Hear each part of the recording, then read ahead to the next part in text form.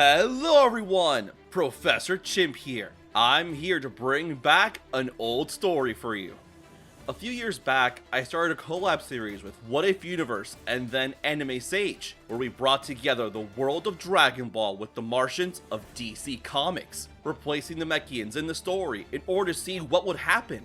However, there were some complications that came up during this series, mainly with my busy schedule and other things that I won't go into too much. Long story short, both Anime Sage and What If Universe are stepping away from What If style content. While What If Universe will continue to be the video editor for this series, they won't be continuing with me on this series as partners, so I'll be taking the full reins of this series. Some of the previous episodes of this series have been floating between ownership for a while. First, they were in What If Universe's channel, and then to Anime Sage's. With them no longer interested in hosting What If content, it was decided that they would take down the older Martian videos so I could re-upload them to my channel. So, for the next month or so, I'll be re-uploading the previous parts of Martians in Dragon Ball that were moved from their channels. Then, I'll be releasing the final 2 parts of the series. Well, at least season 1 anyways. Thanks again to everyone's support, and thank you to both What If Universe and Anime Sage for your contributions to this series. I wish you both the best of luck in your future endeavors. Without further ado, here is a story of what if DC Martians were in Dragon Ball.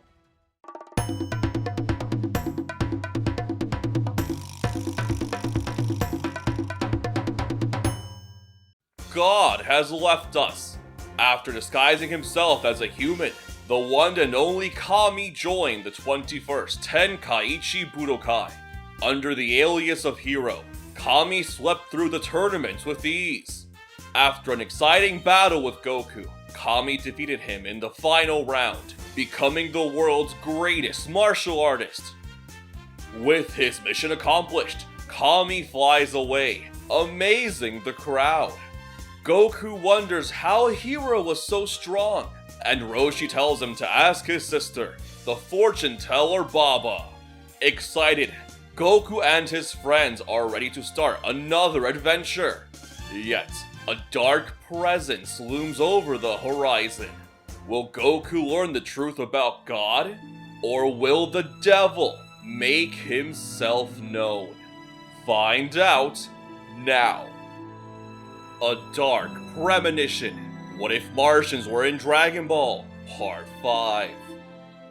Soon after the end of the World Tournament, Goku and his friends prepare for their journey. Their new mission?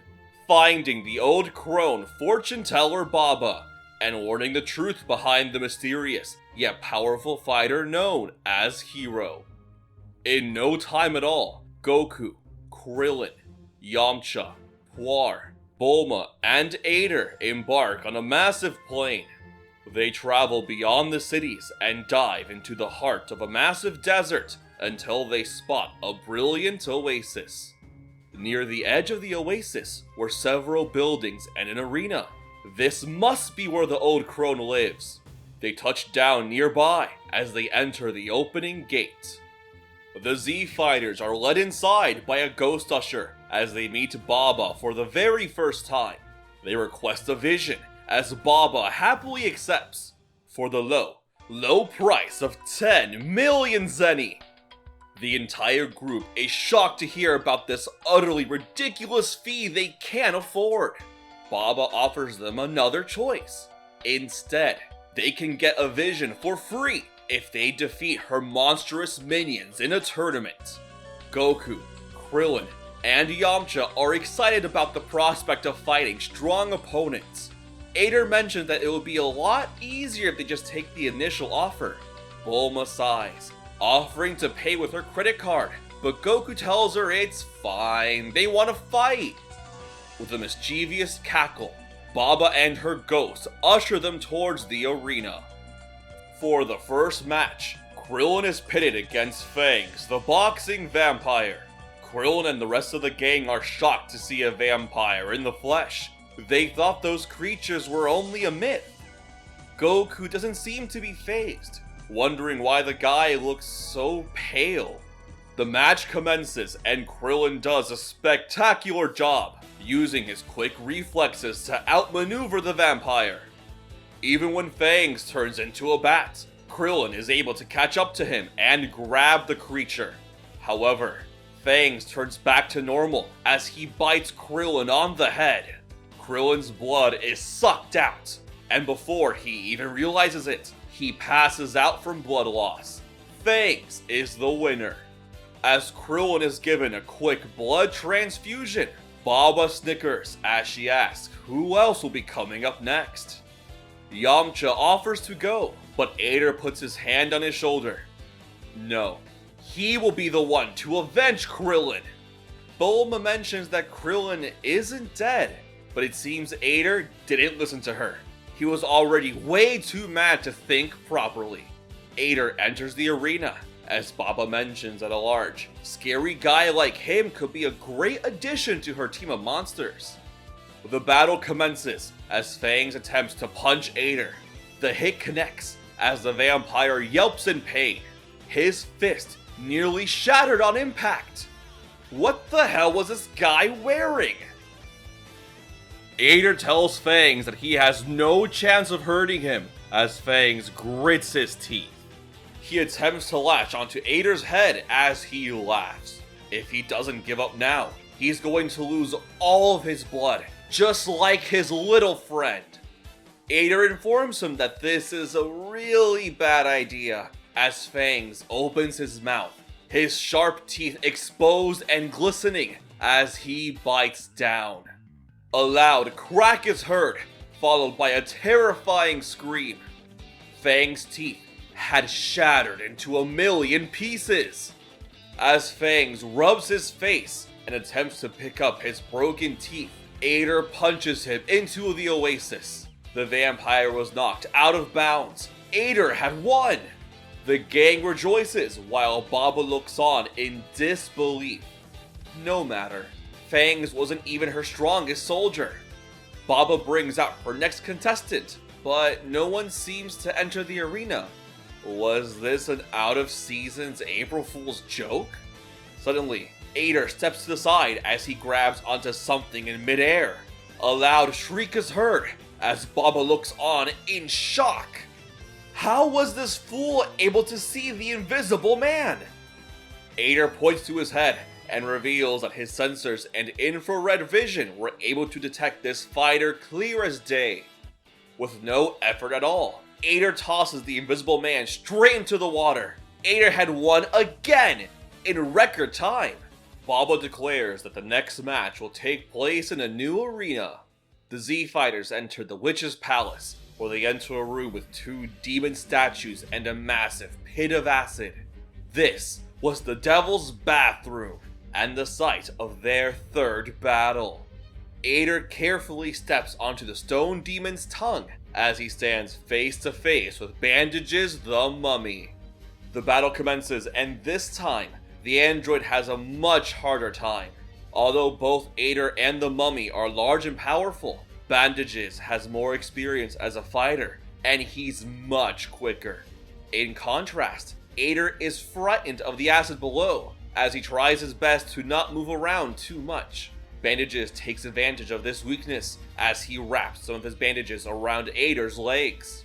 Before the robot knows what happened, he is pulled off his feet and sent to the edge of the statue. Ader falls off, and Bulma cries out, he's going to be melted! Ader closes his eyes, not wanting to see what happens next. However, in a blink of an eye, he finds himself back on stage. The audience was dumbfounded by what they saw. Ader was rescued by Goku. Ader loses the match as he had been knocked out of bounds, but Goku tells him he did a great job. Now, it was his turn. Baba yells at Bandages to be careful as he stays on guard. Yet, it's Yamcha that appears on stage as he requests Goku to let him go next. Goku smiles as he relents. This guy didn't seem so tough anyways. Bandages is insulted, but he merely laughs. Now that this kid was gone, this match would be a breeze. The mummy disappears as he starts to run around the arena with his incredible speed. The monster launches a right hook, but Yamcha turns around to block the hit. Baba's eyes widened. This punk was able to keep up with Bandage's speed. Due to his extensive training with Roshi, and with Krillin motivating him as a rival, Yamcha is much stronger and skilled than in the original story. In this battle, Yamcha is able to outmaneuver Bandages and surprise him with techniques such as the Wolf Fang Fist, Gale Claws, and his first successful Kamehameha. Bandages is blasted away, barely managing to hang on to the demon statue as he forfeits the match. Yamcha had won. There's no time to celebrate, however, as the next contestant is already entering the arena. A pale man with a devil suit, a pitchfork, and a sinister smile. The next match is Yamcha versus Devilman, and it's pretty one-sided. Although Yamcha is much stronger in this timeline, Devilman is still far too much for him. His strength, speed, tactics, and ability to fly overwhelms Yamcha. Devilman scares Yamcha by revealing that he has a devilish technique that can rupture hearts. As Devilman puts his fingers to his forehead and begins charging his ki, Yamcha's stomach drops. He was serious. He was going to kill him. Terrified for his life, Yamcha forfeits the match. Bulma chastises him for quitting, but the rest of the gang reassure him that he made the right decision. Ader apologizes, stating that since he doesn't have a heart, he might have had a chance against Devilman. Goku finally steps up, eager to fight. Devilman is confident that he's defeated their strongest fighter, but he was in for a rude awakening. Unlike the original story, Goku is much stronger and skilled, resulting in an even bigger beatdown than expected. In an act of desperation, Devilman uses his Devil Might Beam, and, just like in the original story, it has no effect on Goku. At that point, Goku capitalizes on Devilman's shock with his very own Thunder Shock surprise. He then knocks him across the arena, winning him the match. The gang celebrates as Bulma tells the witch to cough up her fortune, but Baba merely smirks in response. The tournament wasn't over yet. She still had one more fighter under her sleeve, someone that was far more skilled than even her Devilman. Baba escorts the group back outside to the open arena, where they see a mysterious old man wearing a mask. Bulma and Krillin look on in confusion, but Goku looks rather glad. This man smelled very nice, and familiar too. It was now time for the final battle between Goku and the mysterious masked man. Due to the fact that Goku is stronger in this version of events, and more importantly, doesn't have a tail, Gohan has to resort to going all out. This includes using every technique under his disposal, such as the Drunken Fist and Sleepy Boy technique. However, Goku is already very well versed in these techniques and knows exactly how to counter them. As the battle goes on, Goku is able to recognize this familiar scent and techniques. No, it was impossible. It couldn't be who he thought it was. It didn't matter at the moment. He had a fight to win. The masked fighter compliments Goku and his strength, but he knows he's holding back. As a final request, could he humor this old man and unleash his full power? If he does, then he'd go all out as well. Goku obliges by going max full power as the masked fighter proceeds to do the same, causing his shirt to rip apart. Goku and the masked man unleash their Kamehamehas as they have a giant beam clash. In the end, Goku is able to overpower his opponent as the masked man is blasted away, earning him the win. The masked fighter congratulates the young boy as he takes off his mask, revealing himself to be none other than Grandpa Gohan. Goku cries profusely as he hugs him. He missed him so much. He thought he was dead. Gohan chuckles as he states nonchalantly that he was dead. It was merely because of Baba's permission and her magic that he could come back for a single day to see Goku's growth with his own eyes. And he was astounded. He had no clue he had become so strong. Not only that, he found himself a loyal, kind group of friends. Goku really has come a long way from that little boy he used to know. Baba approaches Goku and tells him that he'll be able to receive his vision. As Goku is about to make his request, several helicopters and Humvees arrive at the scene. Emblazoned on these machines was a flag with 2 large R's. Out of one of the helicopters descends an elderly man with a pink martial arts garb and a young blonde man in a military uniform. Their names were Mercenary Tao and General Blue.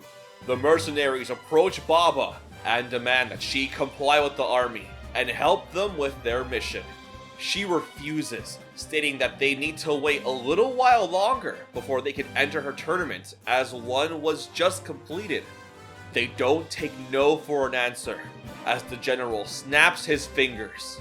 Dozens of soldiers exit the vehicles, their guns and missile launchers pointing at the old crone. Without any hesitation, General Blue orders his men to attack. Baba's fighters and Goku friends get in their battle stances, blitzing through the soldiers and their weapons. The regular soldiers weren't an issue, but Tao and Blue were another story. All the monsters, Gohan, Goku, and his friends were either too weak or too tired to deal with both Tao and Blue. Blue's telekinesis and Tao's precise, devastating attacks made for a deadly combo. Devilman even tries to use his Devil Might Beam, but Tao uses Goku as a shield before tossing him at the devil. One by one, the heroes fall until all that's left is Goku and Gohan. As the Red Ribbon Army closes in on the pair, Baba blurts out that they don't have to do this. They could have just paid her.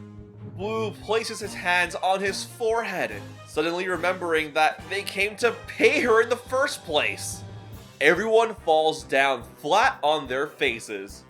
Blue soldiers hand over briefcases filled with Zenny as Baba gives them her vision. She asks the two what they want, as Tao requests where they can find God. Baba says that to find Kami, they must climb Korin's tower over at the land of Korin. The Red Ribbon Army prepares to depart, leaving behind the defeated heroes and monsters.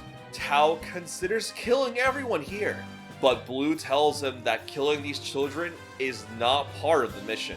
Tao says fine, but asks if he can kill the monsters instead. Baba tells him to not even bother because they're undead anyways. The army leaves, heading off to their next conquest. Baba heals everyone that was harmed in the attack, as Goku picks his grandpa back up. The gang realizes that the Kuringa tribe is in great danger, as Goku gets on the flying Nimbus. But Gohan interjects, asking if he can come too. Gohan can't ride it unfortunately, but he's able to hang on to Goku as they both fly beyond the desert. Soon enough, Goku and Gohan arrive at the land of Korin as they see that the peaceful land has become a war zone.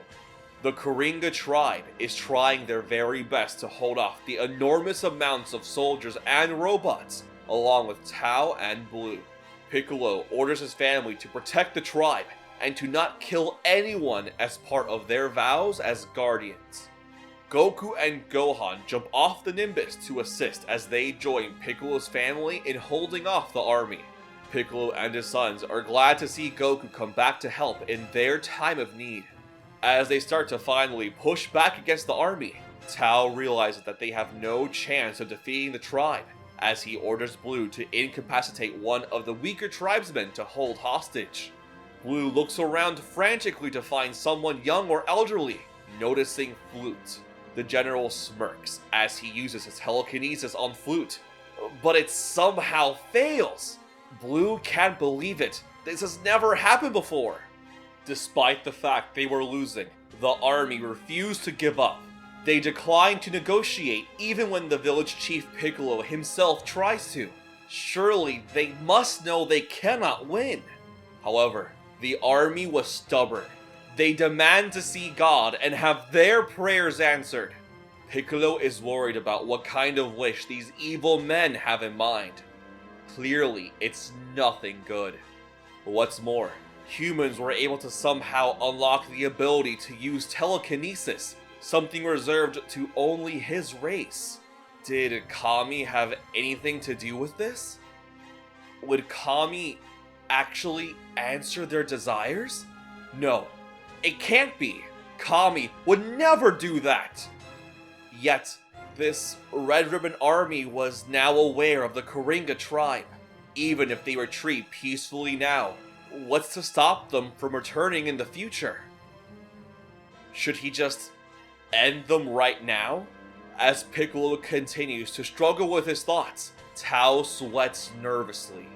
Realizing that they're screwed anyways, Tao shoots a Dodon Paw right at Flute.